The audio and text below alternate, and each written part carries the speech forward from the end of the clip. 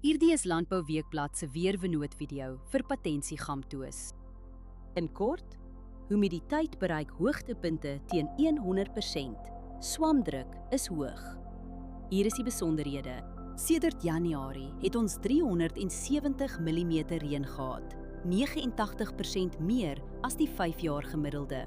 Teenoor verlede jaar het ons 58% meer reën gekry. Die laagste temperatuur wat voorspel word is 8,7 grade.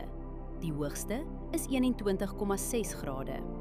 Die grootste dag tot nagwisseling is sowat 13 grade, matig en binne normale grense. 191,9 mm reën word die week verwag. Trekkertoegang en bespuiting raak moeilik totdat lande weer opdroog. Die ergste winddag is donderdag met ongeveer 17,2 km/h. Vermy spuit op daardie dag. Nog een dag die week raak ook 15 km/h of meer.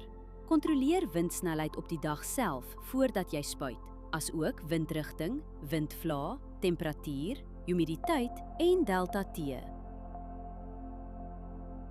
Verdampen is die hele week onder 3 mm. Oorbesproeiing in die soort toestande hou risiko in vir wortelsiektes. Humiditeit is meestal hoog en blaarnatheid gaan Woensdag hoog wees. Dis is swamdruk hoog. Onder die toestande versprei swaminfeksies vinnig op vatbare blokke. As jy een saak doen, oorweeg dit om die stil weer te gebruik vir 'n voorkomende swamdoder toediening. Hierdie weerinligting is gebaseer op werklike data vanaf meetstasies.